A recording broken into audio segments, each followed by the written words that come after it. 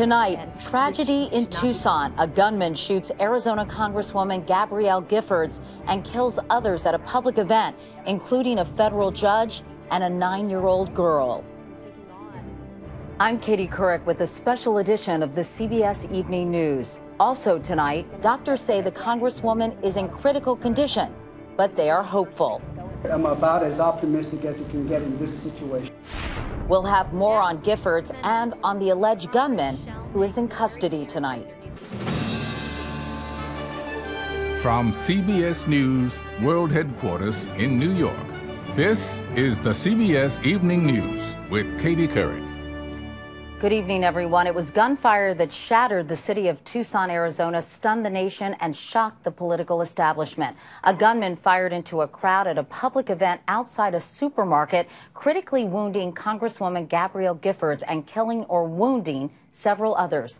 Here is what we know. Congresswoman Giffords was shot in the head, but doctors are now optimistic about her prospects. A 22-year-old gunman is in police custody. His motive still unknown. At least 6 people are known dead, including a federal judge and a 9-year-old girl. At least 10 others have been wounded. At the White House today, President Obama condemned the shooting of a lawmaker he called a friend. She is not only an extraordinary public servant, but she is also somebody who is warm and caring. She is well liked by her colleagues and well liked by her constituents. Karen Brown is in Tucson tonight with the very latest on this still unfolding story. Karen, good evening. Yeah, good evening to you, Katie. In fact, witnesses are just now starting to be released from the Safeway shopping center that you see here behind me. So obviously a very traumatic day for them. Meanwhile, federal officials are confirming to CBS News that they are looking into goodbye messages left by the alleged shooter. Representative Gabrielle Giffords was hosting a local town hall meeting outside a supermarket in northwest Tucson when, according to law enforcement, a gunman in the crowd shouted something and then started shooting. Congresswoman Giffords was shot once in the head. She was shot through and through on one side of the head. It went through her brain. The suspect has been identified as Tucson native 22-year-old Jared Lee Loeffner. In recent YouTube videos, he rambles about the abuse of government power. Bystanders tackled him after he fired multiple rounds, killing a 9-year-old girl and a federal judge, as well as wounding many more. Loeffner is now in police custody. This is a dynamic event, and it's still evolving. Eyewitness Ken Penner was walking into the shopping center when he heard the shots. You just saw people on the ground. There was a lady coming in completely covered in blood. Bullet holes in the windows where Giffords was standing. The meeting had been well publicized and was routine for the 3-term Democrat. She sent out a tweet at 10 a.m. local time as the meeting started. My first Congress on your corner starts now. Please stop by to let me know what's on your mind or tweet me later. In the past, Giffords had been a target of violent protests, apparently for political reasons. In March last year, the front door of her Arizona political office was smashed in shortly after she'd cast her vote for the health care bill. Doctors say Giffords is out of surgery, in critical condition, and responding to commands. And I can tell you at the current time period, I'm very optimistic about recovery. Local authorities will be holding another press conference here shortly. They still have not released any information about a possible motive. Katie? All right, Karen Brown reporting tonight from Tucson. Karen, thanks very much for that report. Joining us now by phone from Tucson is an eyewitness to the shooting, Dr. Stephen Rael. Dr. Rael, you were at this event. Can you tell us from your perspective what happened? I had just arrived there to meet Congresswoman Giffords with a friend, and I had walked in front of the table, saw her wearing a red tailored jacket and smiling and talking to somebody else. I proceeded to the side of the table, and a few seconds later, I looked up and saw her being shot, and the gunman began just spraying everybody with, at point-blank range. It wasn't like he was picking people out. He just began shooting at everybody who was close to him, and it was a kind of a constricted area. And how many people were at this event? There's only about 20 to 25 people, so probably at least half the people were shot. And the gunman was apprehended by, I believe, one of her aides had tackled him, and I did help hold him down as well, and then rendered some aid to some of the people who were shot. But there were several that were clearly mortally wounded right away. And can you tell me a little bit about the shooter's behavior when he was tackled or prior to his being tackled? Was he saying anything, yelling anything? I did not hear him yell anything. He just seemed to be, he had a determined look on his face, and he just began shooting. He was wearing dark clothes, a little bit shabbily dressed, and I think he really thought he was going to be getting away. And tell us a little bit about the Congresswoman's condition. She was described as gravely wounded. Now doctors are saying they're very optimistic about her prognosis, but can you tell us about the extent of her wounds at the time? Yes, I did briefly check on her. She was conscious. I was very encouraged because she was sitting, someone had her propped her sitting up, was tending to her, and I could see she had blood on her face and a head wound, but she was moving her extremities and was conscious, so I was very encouraged that it was not a fatal wound. And tragically, we heard there was a 9-year-old girl on the scene? Yes, there was, who was being given CPR, but again, CPR in a gunshot trauma is a last-ditch effort kind of thing. Well, it was fortunate that you were there to administer aid to some of the victims, and thank you so much for talking with us tonight, Dr. Stephen Rael. We so appreciate your time. Thank you, Katie. The shooter's motivation is still unknown, but as Karen Brown just told us, this is not the first time that Congresswoman Giffords has come under attack. Congressional correspondent Nancy Cordes is in Washington tonight with more on the Congresswoman and her career. Nancy, I understand during the election campaign, as we heard, her office anyway came under fire. That's right, Katie, shortly after her health care vote, and she told us at the time that her main concern was for her staff. She's known here on Capitol Hill for a caring, bubbly personality, which may have helped her to avoid the fate of many of her fellow Democrats and win re-election in her tough district. Gabrielle Giffords was sworn in for her third term Wednesday, a conservative Blue Dog Democrat who previously served as a state legislator and as CEO of her family's automotive tire business. And liftoff of Endeavour. Her husband of 4 years, Navy Captain Mark Kelly, is an astronaut who's scheduled to command the shuttle Endeavour when it launches in April. His twin brother, Scott, is currently in command of the International Space Station, where he has been informed of the shooting.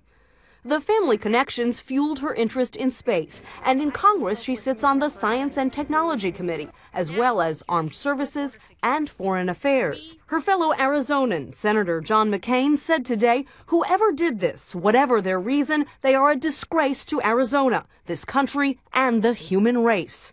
I am just heartbroken. Gabby is more than just a colleague. She's actually a friend. Giffords was one of 20 Democrats whose districts were lit up in crosshairs on a Sarah Palin campaign website last spring. Giffords and many others complained that someone unstable might act on that imagery.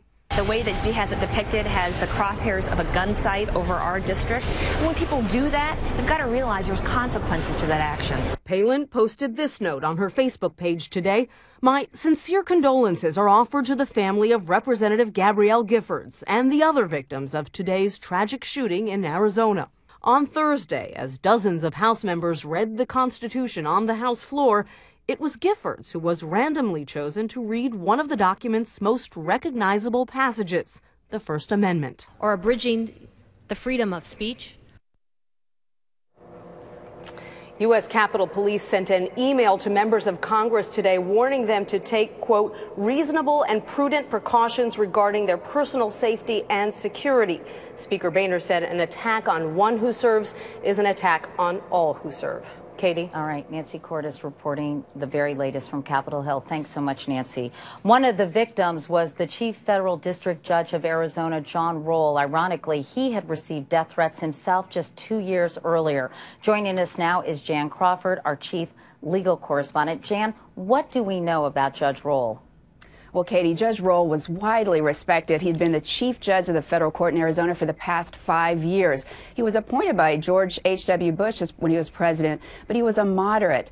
Now, he had also lived through fallout from making some unpopular rulings. It was just 2 years ago that he received multiple death threats, and he was temporarily assigned a security detail after he had ruled that a group of illegal immigrants could go forward with this lawsuit against an Arizona rancher.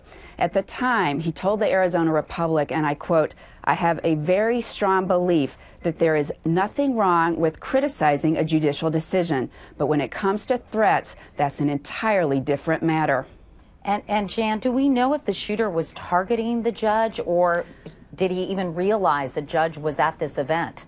No, Katie, and Judge Rael may have just been in the wrong place at the wrong time. We don't know a motive at this point. Now, Chief Justice John Roberts today in a statement called him a wise jurist who had, quote, selflessly served Arizona and the nation. And he said his death today was a, quote, somber reminder of the importance of the rule of law and the sacrifices of those who work to secure it. All right, Jan Crawford in Washington. Jan, thanks very much. We'll have more, of course, on this developing story throughout the course of the broadcast. For now, we turn to the WikiLeaks investigation and the revelation today that a federal court has ordered Twitter to turn over any information it has about communications by website founder Julian Assange and others. As Dean Reynolds reports, the government move is raising questions about privacy and freedom of speech. In a subpoena first issued last month but unsealed this week, the Justice Department argues that account information from Twitter, the microblogging phenomenon that lets you text the whole world, is relevant to the ongoing criminal investigation of WikiLeaks. Twitter is under orders to hand over private messages, billing addresses, and more involving WikiLeaks founder Julian Assange and alleged supporters, including not only Bradley Manning, the U.S. Army intelligence analyst in military custody for allegedly supplying classified data to WikiLeaks, but also an Icelandic parliamentarian, a Dutch computer hacker, and an American computer programmer. The government wants Twitter logs from November 2009 to the present, apparently in the belief that they might reveal vital information on internet addresses and physical locations that could give prosecutors reasons to bring charges. I condemn the action that WikiLeaks has taken. It puts at risk our national security. Denouncing the move, Assange said he believes other American internet companies, such as Facebook and Google, may also have been ordered to disclose information. What this is really an attempt to intimidate. You've got the Department of Justice, US Department of Justice, really trying to intimidate people who are working at WikiLeaks. Assange and WikiLeaks deny that their publication of 250,000 State Department cables put the lives of spies or diplomats at risk, but merely revealed embarrassing and hypocritical actions by the U.S. and its allies. Even if you think what the people are doing is wrong, that's why the First Amendment exists, to protect unpopular people engaging in unpopular speech. Now, the subpoena of its records was unsealed at Twitter's request, and as the company said in a statement today, which I'll read, "We're not going to comment on specific requests, but to help users protect their rights, it's our policy to notify users about law enforcement and governmental requests for their information." Katie? All right, Dean Reynolds from Chicago tonight. Dean, thank you. And we'll have more on the shooting from Tucson right after this. We are continuing to cover that shooting in Tucson, Arizona earlier today that killed 6 people and wounded 10. Joining us from St. Luke's Roosevelt's Hospital, Dr. Peter DeNoble, an orthopedic surgeon. Dr. DeNoble, we heard doctors in Tucson talk about this bullet going through and through Congresswoman Giffords. It sounds like obviously a very, very serious wound. So can you tell us about that? What does it mean through and through? That's a commonly used medical term. Well, what it probably means is that the bullet went through the one side of the cranium, through the brain in some fashion, and out the other side. That's generally the way that it's described. The only question is what structures in the brain were injured, and without seeing any kind of imaging and knowing what the experts already know, myself, it's hard to comment, but the fact that she survived the injury is actually a fairly good sign. How unusual is that to survive this kind of bullet wound? I mean, it's fairly unusual, although it does happen. And again, it all just depends on what structures in the brain were injured, what levels of the brain. There's obviously different areas of the brain that are critical to life, and you know, depending on what was injured, it'll have to be determined. We also heard early on from our eyewitness and also from doctors in Tucson. She was, in fact, responding to commands. So the fact that she was doing that, that's a very positive sign, is it not? That sure is. I mean, that's exactly. And you know, the fact that she was responding appropriately, and that means she had some brain function to begin with. I think the critical issue is, you know, dealing with the swelling and all the medical stabilization that's going to have to go on. So. And how long will her recovery be? Is that too difficult to say? It is too difficult to say. I mean, I think any kind of brain injury, you have to really wait. Time usually is the determinant for whether these people do well or not. All right. Dr. Peter DeNoble from St. Luke's Roosevelt Hospital, thank you so much. We appreciate it. And we'll be back right after this.